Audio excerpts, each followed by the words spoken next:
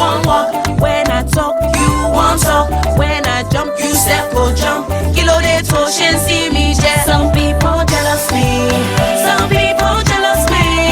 Some people jealous me because I am beautiful. I don't mind them. One is from Nigeria and the other is from Gambia, and together they call themselves Empirical, and this is their song, Jealous Me. Hello, you're watching Sahara TV. It's Saturday, May 5th, 2012. I've been away for the past 2 weeks, but now I'm back and it's time for AfriCurrent. This is the part of the show when we give you a snapshot of what's happening in Africa. Some of these stories you may have heard and some you haven't, because on AfriCurrent, we like to highlight stories that are not being told in Western mainstream media. And I have a lot of news to share with you today. First, in Nigeria, Christian leaders say they will take action if Boko Haram continues to breed violence.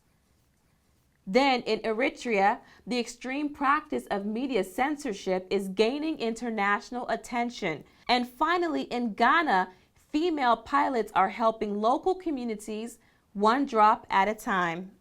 I'm Chika Oduah. Stay tuned for this week's edition of AfriCurrent. Some people jealous me. Some people jealous me. Some people jealous me because I am beautiful. I don't mind them. In Nigeria, you have Christians and you have Muslims, and sometimes they clash. The Boko Haram Muslim extremist sect has killed more than 400 people in Nigeria this year alone. Just last week, they claimed responsibility for at least 4 bomb blasts where at least a dozen people lost their lives. And Christians are saying enough is enough. The president of Nigeria's National Christian Association says that the church leadership will be forced to act if the bombings and the suicide attacks don't stop. The Boko Haram group released a video this week where they named several media outlets as their targets.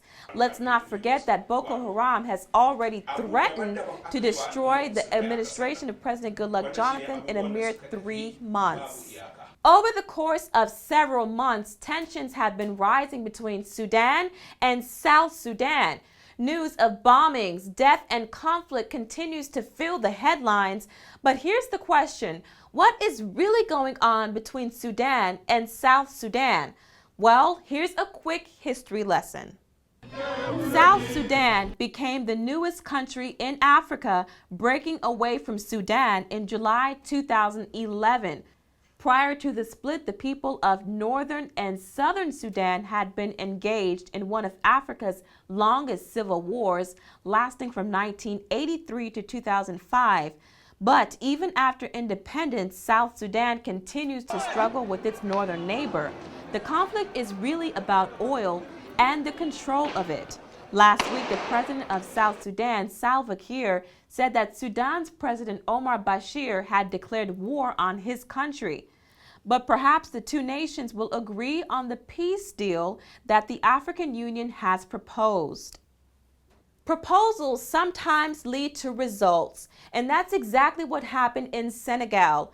Under the direction of President Macky Sall, security forces in Senegal retrieved nearly 700 vehicles that are linked to former President Abdoulaye Wade.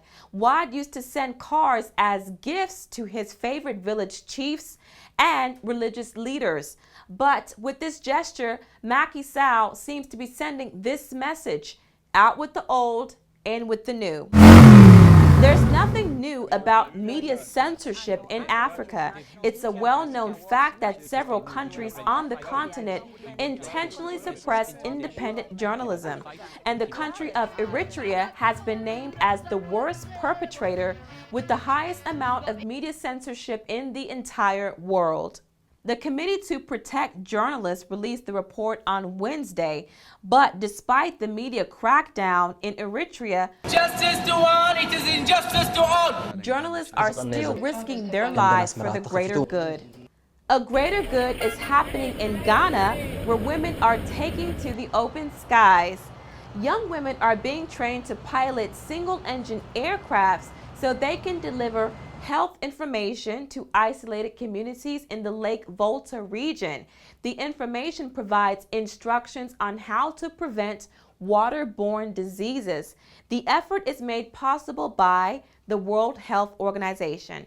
It's time for the number of the day.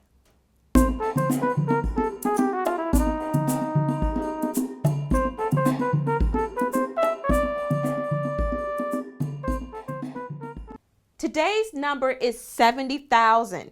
Every year, nearly 70,000 babies in Nigeria are born HIV positive. This alarming figure was released by a Nigerian agency. Now, what this means is that 30% of all HIV positive newborn babies in the entire world come from Nigeria. The call now is for the federal government to make a greater effort to fight HIV and AIDS. And here is your historical fact for the week. On May 2nd in 1885, Leopold II, King of the Belgians, established the Congo Free State. The Central African state was a living nightmare for the indigenous people. White settlers brutalized them for several decades. The unimaginable atrocities inspired Joseph Conrad to write his most famous novel, Heart of Darkness. The Congo Free State eventually became known as the Belgian Congo, which became the Democratic Republic of Congo. That's all I have for you today. For information on these stories and more, check out SaharaReporters.com. Also, Sahara TV has a brand new website. Take a look at SaharaTVOnline.com. For the very latest updates, follow Sahara TV on Facebook and Twitter. I'm Chika Oduah. Thank you for watching AfriCurrent.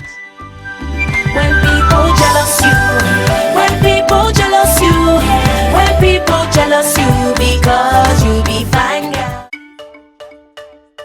Click on Report Your Bribe and now the West African nation support of occupied Nigeria. Government protest.